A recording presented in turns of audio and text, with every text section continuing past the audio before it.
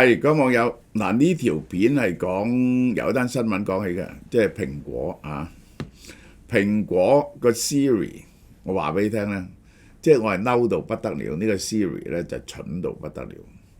而家咧，你如果使用其他嘅 AI 咧，講嘢真係好流暢對話，Siri 咧仲係蠢到不得了，而已經經過 ChatGPT 到而家2年幾。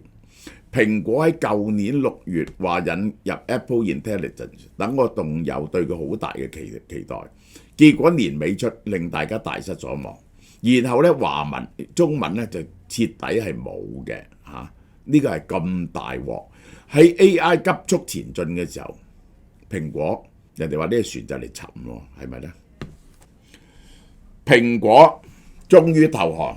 考慮一係用 Anthropic， 一係用 OpenAI 嘅技術，為新版嘅 Siri 根本咧佢本來就想將個 Siri 咧加強嘅能力，發現做唔到，即係你搭上去咧產生好多 bugs 嘅。呢個係史無前例嘅重大戰略逆轉，承認自然 AI 競爭力不足。蘋果一向嘅方法就認為核心技術要掌握喺自己手上，而家外判俾人，終於投降。呢個就係呢個一樣咁重要嘅技術喎。Siri 係 Steve Jobs 揾翻嚟嘅嘢嚟嘅。當日佢曾經講個願景咧，就係咧你同 Siri 傾偈咧，佢會同你訂晒戲飛啊，叫晒外賣咁。而家人哋就嚟做到啦，佢哋10年都冇進步。Siri 係。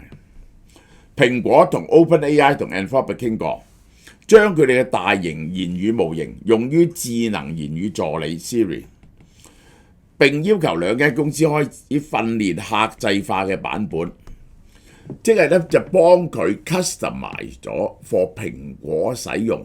而當然啦，嗰啲 server 要喺蘋果嗰度，因為蘋果好注重私隱㗎嘛。呢個係蘋果要求提供可以喺佢嘅私有雲基礎建設運行嘅模型版進行測試，咁樣就唔好過擺去第三方嘅基礎設施，保護用戶私隱。呢個係蘋果最引以為傲嘅嘢嚟嘅，佢哋嗰啲客嘅私隱保護咧係好好，呢個係真嘅。我使用蘋果嘅個理由都係咁，蘋果唔係咁容易俾你黑客可以入到嚟。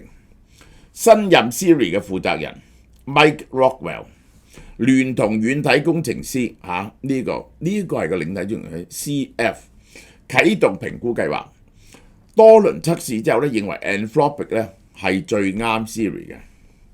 但據稱 Anthropic 喺談判中開出幾十億美金嘅年費，一年要收佢幾十億，因為我喺你度 system 度運行，對我有咩好處啊？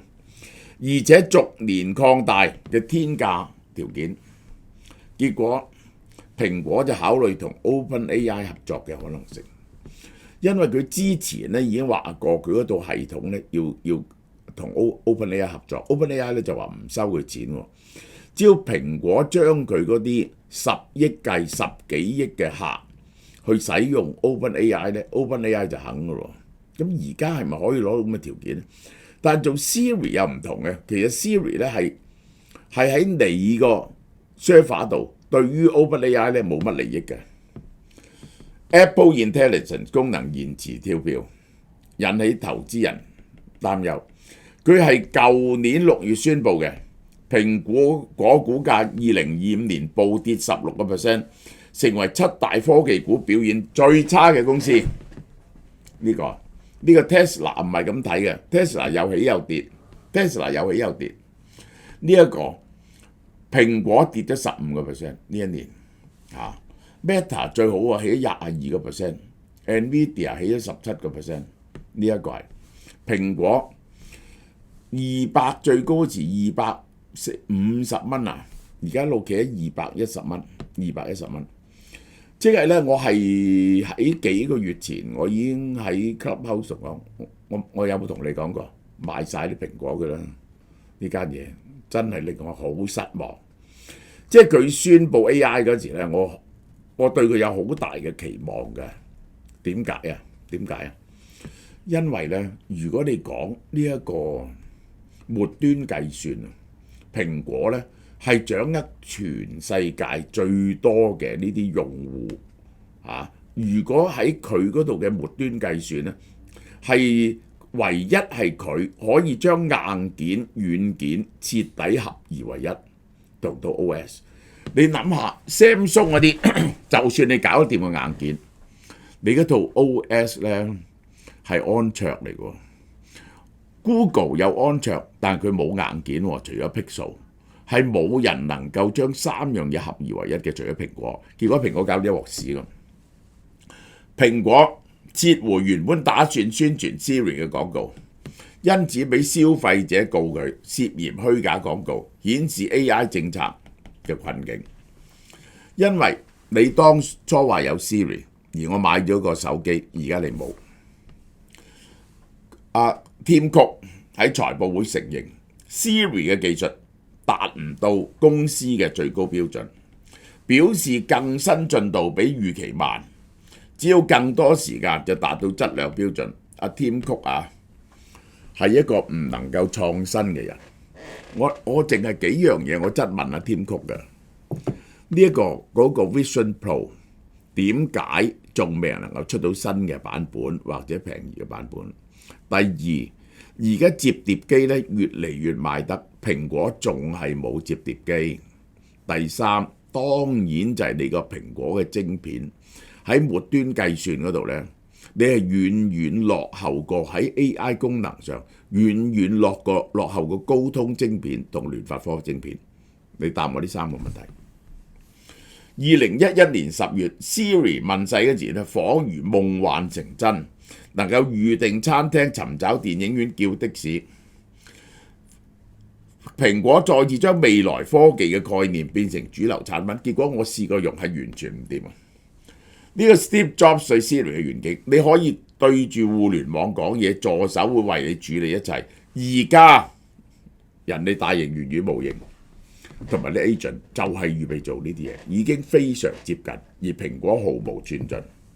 ChatGPT 喺2022年11月嘅發布打到蘋果措手不及，一個高階主管承認蘋果從來唔講 AI 嘅 ，Apple Intelligence 嘅概念都冇，蘋果係唔相信 AI 嘅，唔相信 AI 嘅。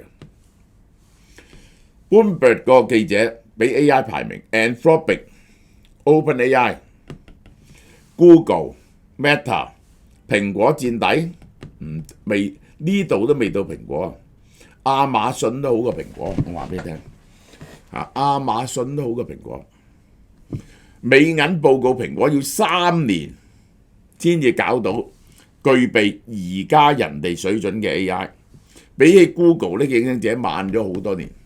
其中嘅原因就係2018年由 Google 挖過嚟嘅 AI 負責人 JG 同軟體主管就呢個 CF 啦，呢條友長期內鬥，對 AI 投資路線同發展方向，兩個人係兩條路。嗱，佢屢次發表談話嘅CF 係話 AI 係冇可能嘅，呢個係冇用嘅大型語言模型係永遠做唔到 AGI 嘅。呢個人嘅觀點係咁。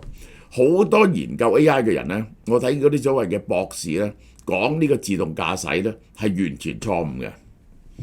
CF 早期唔願意喺 AI 領域投資，佢認為 AI 唔係個人電腦或移動設備嘅核心功能，佢唔知道幾重要呢樣嘢。如果喺末端嗰時，立即可以運營幾多嘢，而且慳咗幾多嘅計算能力。CJ 同樣錯估生成式 generative AI 嘅潛力。佢認為消費者咧唔想要呢啲咁嘅聊天機器人嘅，甚至告訴員工客戶希望停止用呢類工具。佢係一個徹底對呢啲技術嘅否定者。你揾一個否定者去主持呢啲技術，一定撲街。呢個係一個蘋果嘅老高管話 Clark 唔係嗰啲鑊會話我哋要做件大事，要好多預算同人。好保守嘅保守態度，阻礙咗 AI 嘅投資決策，反而用咗幾十億美金去做汽車，結果瓜咗。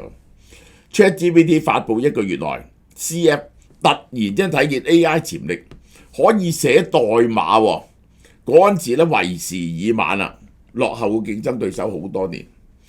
CJ 咧就係外邊空降入嚟嘅，就係負責 AI 嘅，佢冇辦法打入蘋果嘅核心圈子。嗰啲高管係做咗幾十年營運公司，好似家族企業，佢哋係冇辦法變革嘅。嗱，蘋果陷入咗同一嘅悲劇，呢啲公司佢以往嘅成功造成咗佢嘅失敗。蘋果內部各部門各自為政，冇統一協調。AI 團隊管理寬鬆，俾其他人叫做 AI 叫 aimless， 唔知做乜嘢，根本唔知道做乜嘢。今年3月 JG 被剝奪所有產品開發控制權，包括 Siri， 因為咧已經冇辦法。嗱，呢個點解今年3月呢？就因為嗰個 Apple Intelligence 咧，就應該年底嗰時咧推出晒所有嘅功能，結果失敗咗。然後咧，本來今年1月咧應該有中文，又係完全做唔到。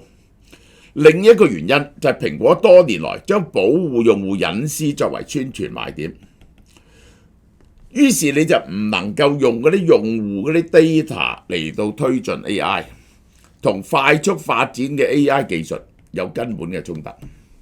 坐擁23億5千萬活躍設備嘅蘋果，係有好多嘅海量用戶數據，但係對於 AI 開發者訪問數據嘅限制呢，嚴過 Google、Meta 同 OpenAI 好多。佢有好多坐喺個 proprietary data， 即係當日佢一宣佈呢，舊年6月我睇好蘋果，因為佢有咁多嘅數據，但係呢，佢因為私隱問題呢唔用喎。蘋果 AI 研究人員呢，只能夠使用第三方授權數據嚟到做machine training，唔可以用自己嗰啲，冇辦法用自己設備產生嘅真實用戶行為數據進行模型訓練。一個了解蘋果 AI 開發嘅人士話呢，喺 AI 每件舉動入邊都有千百個否決，你得同隱私警察鬥爭先能夠有所進展。你每話做一件事咧，就17000嘢個理由出嚟反對你，搞到你做唔到為止。嗰啲咧就隱私警察，你要打贏佢咧先可以做少少嘢。競爭對手好似 X 同 Claude， 因為擁有平台嘅數據而不停進步。呢一個 X 嘅 Claude， 因為有 X， 蘋果高管質疑蘋果拎乜嘢嚟訓練自己嘅 AI， 凸顯數據困境。為咗保護隱私呢，蘋果要求 AI 功能盡可能喺本機處理數據，即係唔會上傳。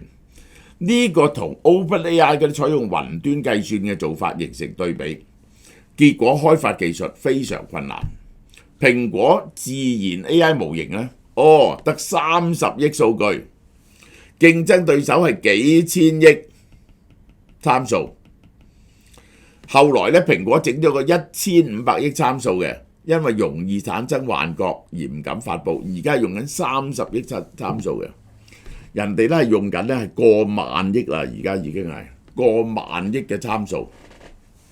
蘋果只係得5萬粒舊嘅 GPU， 而競爭對手有幾十萬個。當微軟、Google、Meta 用3000億美金嚟做 AI 建設基礎嗰時咧，蘋果係租算力翻嚟，租人哋啲計算力，自己冇 GPU。蘋果服務高級副總管 Eddie Q 警告蘋果喺科技界嘅霸主地位岌岌可危，係沉船。iPhone 10年內可能變得無關重要。嗱，而家蘋果唯一倚仗佢嘅手機係咪好得過人咧？佢手機俾人哋流暢，但係好唔過人。而家跑分最高嘅咧係 Samsung 嚟㗎嚇，但係咧蘋果咧佢就有一個生態圈保護佢，即係你用開蘋果你好難唔用佢，因為咧佢係包晒啲雲端啊、iPad 啊，互相全部勾連，同埋有數以百萬計嘅 Apps， 呢個就係佢嘅生態環境嘅維護。但係咧 OpenAI 而家話做電話喎，佢一做咧係顛覆你嘅，你個生態環境咧就冇用。一話用 AI 電話咧，就可以串連晒呢啲所有嘅嘢。分析師強調，今年就蘋果 AI 變現嘅關鍵年，曲團隊不得不採用大型 AI 收購嚟策動策略時，窗口已經非常緊迫。我話俾你聽，佢最好全力同 OpenAI 合作啦嚇，然後佢係投資得唔夠嘅喺 AI 上面，嗰個 software 嘅負責人係要炒嘅。我睇過佢幾次發言，都係認為 AGI 係冇用嘅，係冇可能實現嘅。嗱，大家睇下啦，結果咧呢個咧我係睇咗呢個 Vision Pro， 我話唔能夠原諒嘅咧就係咧係發行咗2年，俾人哋話重，結果咧冇咗尾，既唔能夠減輕呢個嘢改善設計，又唔能夠出一個廉價嘅版本，$3500美金，呢個嘢$3500美金啊！我買個 Quest 3咧1000蚊，呢個嘢係好啲嘅，尤其是用手指控制啊，同埋開無限量嘅 Window 啊，呢個同埋個視覺上 4K 啊係好好多，但係一失敗咗，蘋果就跌咗喺度。嗱，呢個蘋果唯一嘅 Apple Intelligence 係咧，去 FaceTime 嗰時候可以整呢啲古怪樣出嚟。嗱，你可以整啲咁嘅古怪樣出嚟，我整個豬鼻出嚟啊，咁樣嘅喎。好啦，嗱，7月1號咧就有個 loyalty program。嗱，呢個係點咧？第一，你喺6月30號前買咗呢2種 NMN， 點解推進呢樣嘢咧？係想你食過嗰啲人去誠心推薦親友食，你知唔知啊？喺7月1號到7月31號，你咧去介紹俾朋友咧，你就會獲得獎賞。受薦人即係我叫個朋友嚟到買成咗嗰單消費，佢嚟買一盒咁你咧佢就會話俾你聽係邊個推薦嘅，你要俾個電話號碼佢。嗱，我嚟買係阿松介紹我嚟嘅，咁阿松嘅電話號碼係幾多？睇過阿松真係買過 NMN 嘅咧，你就會得到乜嘢優惠咧？我講俾你聽。如果買下邊呢隻 Life MMN Collagen 咧，即刻每盒咧就減100蚊，即係咧700幾蚊變咗600幾蚊，700幾蚊變咗600幾蚊。如果係買呢隻咧，2700幾蚊，上個月到6月31號咧送多啲嘢，到7月1號咧就送少咗啲嘢㗎啦，因為華國個優惠到6月31號嘛，佢哋送少咗1-2樣嘢，但係引入呢個 loyalty program， 你嗰個新嚟嘅人買一盒呢個，只要話阿松介紹我嚟嘅，我睇過阿松，俾個電話號碼，阿松係買過嘅，我哋做咗呢樣嘢，你即刻減100蚊，700蚊咧就變咗600幾蚊，然後咧阿松咧就會俾100蚊電子現金，你明唔明啊？即係阿松可以介紹1000人嚟喎，佢多咗1000蚊電子現金券喎，佢介紹1個人嚟買一盒，介紹人嗰個就有100蚊，被介紹嚟嗰個就減100蚊，上邊嗰隻咧介紹人咧就有200蚊電子現金券，被介紹嗰個咧減200蚊，2700幾蚊減到2500幾蚊，清楚啦嘛？明唔明啊？呢個係一個 loyalty program， 你買過嘅人咧就可以介紹朋友嚟買，你嘅朋友嚟買嗰陣時咧，你就話我係阿松介紹嚟嘅，阿松係幾號電話號碼，就立即知道阿松有冇買過，因此你買嗰陣時咧就會平200蚊或者100蚊，然後咧就係你成交之後咧，就會將200蚊電子現金券、100蚊電子現金券咧打落阿松個戶口度，佢又拎住可以買嘢。阿松咧可以介紹無限量嘅人嚟到買嘅，清唔清楚啊？呢個係明白咩啊？嗱咁嘅呢個月咧減咗啲送嘢，呢一個2766蚊咧，而家仲係送2樣嘢嘅。呢個4個月嘅 MMN 送腦燒樂同血糖樂，但係如果你有人介紹你嚟嘅減200蚊，你係2566蚊食4個月。呢隻 MMN 有 TMG 白藜蘆醇，而被介紹嗰度有咧，又少200蚊買，2500幾蚊買，2500幾蚊買，介紹你嚟嗰個咧，俾200蚊現金券，電子現金券佢。呢一隻咧就送雙重免疫益生菌同埋瘦身咖啡762蚊，俾人介紹嚟嗰個減100蚊，即係實在係662蚊啫。如果有人介紹你嚟，而介紹人嚟嗰個咧，你無論介紹幾多個人嚟都好咧，每一個介紹一個人嚟咧，有100蚊電子現金券，清唔清楚啊？呢個係。